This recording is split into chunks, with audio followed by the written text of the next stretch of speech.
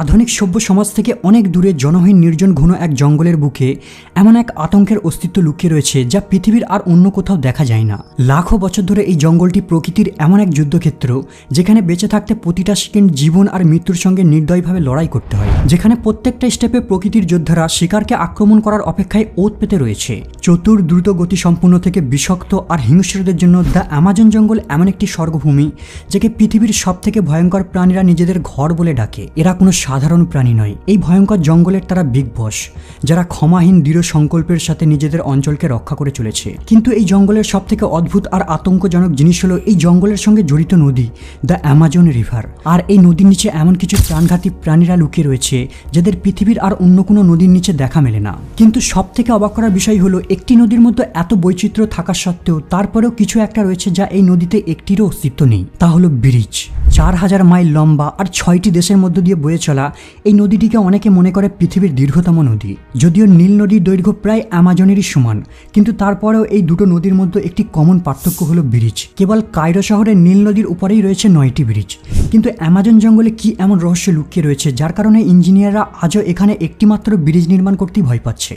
আজকের ভিডিওতে সেই বিষয়ে জানবেন। অ্যামাজন নদী এমনকি আলাস্কা আর নিউ অরলিন্সের দূরত্বের থেকেও বিশাল। পুরো অ্যামাজন জঙ্গলে বৃষ্টির যত জল এক জায়গায় জমায়েত হয় সেগুলি এই নদীর মধ্য দিয়ে সোজা আটলান্টিক ওশানে গিয়ে পড়ে। আশ্চর্যের বিষয় হলো অ্যামাজন নদী থেকে 1 সেকেন্ডে 2,19,000 কিউবিক মিটার জল সাগরে গিয়ে পড়ে। পৃথিবীর সবথেকে বড় সুইমিং পুল মিশরের সিটি স্টার শারাম আল শেখকে অ্যামাজন নদী থেকে পতিত হওয়া জল 1 সেকেন্ডের মধ্যে ভরাট করে দিতে পারবে।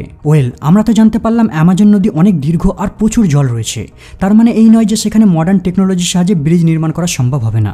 তাহলে সমস্যা কোথায়? আসলে শুষ্ক ঋতুতে নদী সেভাবে চওড়া থাকে না, কেবল 2 থেকে 6 মাইল পর্যন্তই চওড়া থাকে। যদি সান ফ্রান্সিসকোর গোল্ডেন গেট ব্রিজের সঙ্গে তুলনা করা হয় তাহলেও এই চওড়াটি বেশি বড় না, কারণ golden gate bridge 1.7 mile long. তারপরে মডার্ন টেকনোলজির সাহায্যে ন্যারো সেকশনে ব্রিজ নির্মাণ করা সম্ভব। কিন্তু সমস্যা হলো বর্ষা ঋতুতে ডিসেম্বর থেকে মে মাস পর্যন্ত অ্যামাজনে প্রচুর বৃষ্টিপাত হয়। সেখানে এতটাই বৃষ্টিপাত হয় যে নদীর জল প্রায় 50 ফিট পর্যন্ত উচ্চতায় উঠে যায়, মানে তখন নদীর গভীরতা প্রায় 6 তলা বিল্ডিং এর সমান হয়ে যায়। এখন আপনি হয়তো ভাবছেন ব্রিজ নির্মাণ না করার পেছনে হয়তো এটাই একমাত্র কারণ। দাঁড়ান বন্ধু, এখন তো সমস্যা সবে শুরু। এই মাসগুলোতে নদী কেবল গভীরই হয় না, সেই সাথে দুই সাইডের কিনারাও ডুবে যায়। মানে বর্ষার আগে যেটা 3 মাইল ক্রসিং ছিল, বর্ষার পরে সেটা 30 মাইল সম্প্রসারণ করে। কিছু কিছু জায়গায় জলের স্তর এতটাই বেড়ে যায় যে নদীর এক প্রান্ত থেকে অপর প্রান্তে দেখা যায় না, আর কেউ সঠিকভাবে বলতেও পারে না যে কোন দিকের কিনারা বাঁচবে আর কোন দিকের কিনারা ডুবে যাবে। কল্পনা করুন সেখানে একটি ব্রিজ নির্মাণ করা হলো, কিন্তু যদি বর্ষার সময় ব্রিজের 2 অংশই ডুবে যায় তাহলে যাতায়াত করবেন কিভাবে? সুতরাং বর্ষা ঋতুর কারণে এখানে ব্রিজ নির্মাণ করা ইম্পসিবল। কিন্তু যদি এখানে একান্তই ব্রিজ নির্মাণ করতে হয় তাহলে বর্ষা সিজনের কথা মাথায় রেখে কমপক্ষে 17টা গোল্ডেন গেট ব্রিজের সমান বিশাল ব্রিজ নির্মাণ করতে হবে, যা ইঞ্জিনিয়ারদের একটি দুঃস্বপ্নের কারণ। কেবল নদীর কিনারা ডুবে যাওয়া একমাত্র কারণ না, অ্যামাজনে এক ধরনের জলজ ঘাস রয়েছে যা মাফাস নামে পরিচিত। বর্ষার পূর্বে এই ঘাসের ব্লকগুলি গুচ্ছবদ্ধ হয়ে নদীর কিনারা সাইডে ভাসতে থাকে। যখন বন্যার জল দ্বারা এগুলি পূর্ণ হয়ে যায় তখন এগুলি নদীর গর্ভে নিমজ্জিত হয়ে যায়। কিন্তু যখন শুষ্ক সিজন আসে তখন এগুলি আবারও নদীর উপর ভাসতে থাকে, আর এই গাছপালার প্যাচগুলি আংশিকভাবে পচনশীল জৈব পদার্থের একটি স্তর তৈরি করে, যার উপর নতুন উদ্ভিদের প্রজাতিরা জন্ম নিতে শুরু করে। ঘাসেদের এই ব্লকগুলির জলে নিমজ্জিত হওয়া আর ভাসতে থাকার চক্র পুনরাবৃত্ত হতে থাকে ভেজা আর শুষ্ক মৌসুমে। ধীরে ধীরে এই মাপাসগুলো 40 ফিট পর্যন্ত বেড়ে ওঠে আর 10 একর সমান বৃহৎ আকার ধারণ করে। বোঝার সুবিধার্থে বলে রাখি, একটি ফুটবল মাঠের সাইজ কেবল 1 একর, অর্থাৎ মাপাসগুলো তখন 10টা ফুটবল মাঠের সমান বড় হয়ে যায়। এগুলিকে অনেকটা ছোটখাটো দ্বীপের মতো দেখতে লাগে, আর এর উপর অ্যামাজনের বন্য প্রাণীরাও বাস করা শুরু করে দেয়। সুতরাং যেই নদীতে ভাসমান দ্বীপ ঘুরে বেড়ায় সেখানে সেতু নির্মাণ করা অ্যাকচুয়ালি ইঞ্জিনিয়ারদের কাছে চ্যালেঞ্জিং কাজ। অ্যামাজন নদীতে সেতু নির্মাণ না করার পেছনে আরেকটি কারণ হলো ইকুইনক্স। বছরে 2 বার বিষুবকালে চাঁদ এবং সূর্য উভয় স্বাভাবিকের তুলনায় পৃথিবীতে সবথেকে শক্তিশালী মহাকর্ষীয় টান প্রয়োগ করে, আর এই শক্তিশালী টানের কারণে সমুদ্রে অনেক বড় বড় ঢেউ সৃষ্টি হয়। কিন্তু অ্যামাজনের ক্ষেত্রে আটলান্টিকের এই বিশাল বড় বড় ঢেউগুলি তখন অ্যামাজন নদীর মুখে গিয়ে আছড়ে পড়ে। এর ফলে ঢেউগুলি নদীর স্রোতকে দমন করে তার ফ্লোকে রিভার্স করে দেয়। এই ফেনোমেননটিকে বলা হয় টাইডাল বোর বা পোট্টারোকা।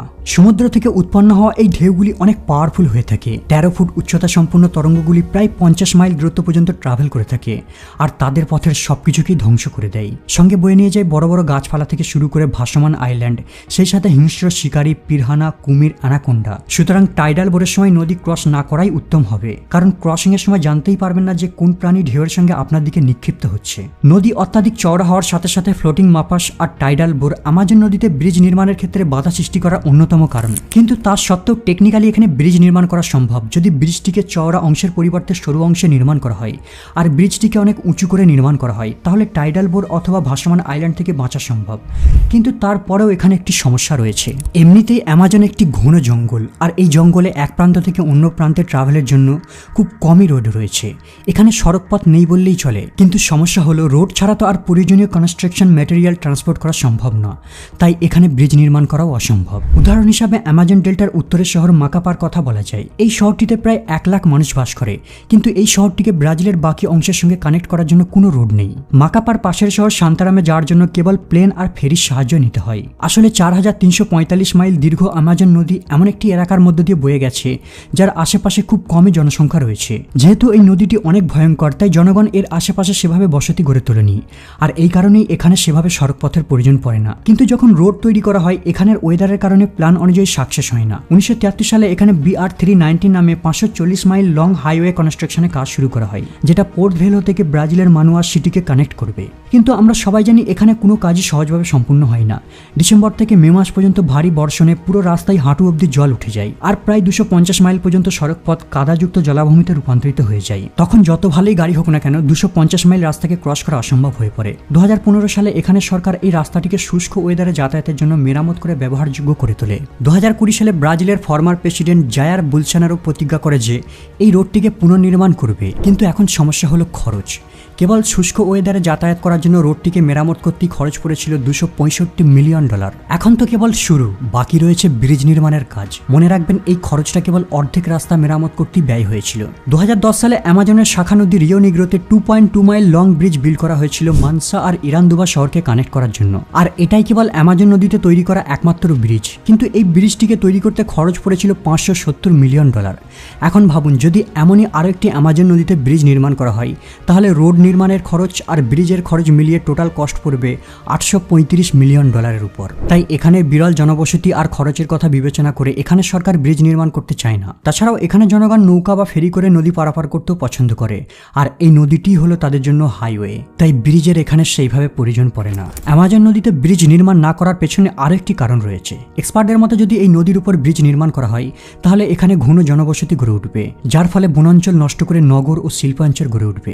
এর ফলে এখানে বসবাসকারী বন্য প্রাণীরা সংকটে পড়বে। অ্যামাজন জঙ্গলে এই পর্যন্ত খুঁজে পাওয়া গেছে কমপক্ষে 40,000 প্রজাতির গাছপালা, রয়েছে 3,000 প্রজাতির মাছ, 2.5 মিলিয়ন প্রজাতির কীটপতঙ্গ রয়েছে।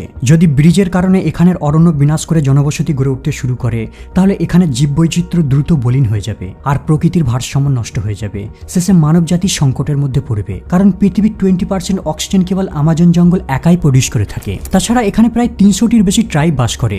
যদি এখানে নগরায়ন শুরু হয়ে যায়, তাহলে তারা সামাজিক, অর্থনৈতিক আর সাংস্কৃতিকভাবে ক্ষতিগ্রস্ত হয়ে যাবে। এইসব কথা মাথায় রেখেই এখানে জনগণ নিজে থেকে ব্রিজ নির্মাণের প্রতি আগ্রহ দেখায় না। বন্ধুরা, এই ছিল কিছু কারণ।